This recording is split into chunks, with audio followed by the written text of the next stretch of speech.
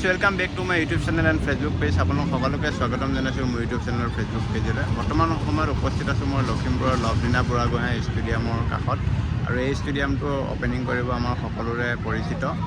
আমাৰ হিমন্ত বিশ্ব শৰ্মা ডাঙৰীয়া মানে আমাৰ মুখ্যমন্ত্ৰী মামাই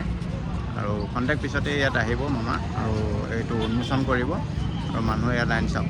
পুৰা লাইন পাতি আছে মই গোটেই ষ্টেডিয়ামটো ভিতৰটো দেখাব বিচাৰিম বহুতখিনি ইয়াত খেল হ'ব আপোনাৰ ক্ৰিকেট গ্ৰাউণ্ডো আছে আপোনাৰ ফুটবল গ্ৰাউণ্ডো আছে বেডমিণ্টন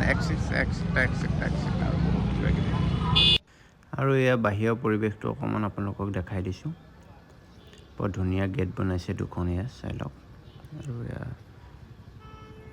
ধুনীয়াকৈ মানুহ সকলো সোমাইছে চবকে চেক কৰা হৈছে ইয়াত আৰু এয়া পূৰা ষ্টেজ সাজু কৰি থকা হৈছে এয়া মানুহ পূৰা বহি আছে আৰু এয়া মামা আহি পাই গ'লি আৰু এতিয়া আমাৰ মামা এয়া গাড়ীৰ পৰা নামি ধুনীয়াকৈ আমাৰ এতিয়া লভলীনা বৰগোহাঁই ষ্টেডিয়ামটো ধুনীয়াকৈ এয়া মুকলি কৰিছে চাওক আপোনালোকে এয়া লভলীনা আৰু এয়া আমাৰ বিধায়ক মানৱ ডেকা ডাঙৰীয়া আৰু ৰণোজ পেগু ডাঙৰীয়াও আছে শিক্ষামন্ত্ৰী এয়া মামালৈ থকা ৰাইজৰ মৰম এয়া মামাই ৰাইজৰ মৰম বুটলিছে আৰু কণমণি ছোৱালীজনী কেনেকৈ মামাই মাতি দিছে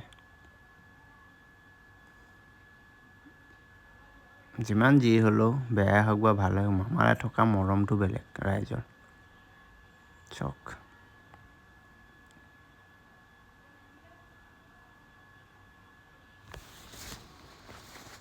আৰু লখিমপুৰত আমাৰ কিমান এটা ধুনীয়া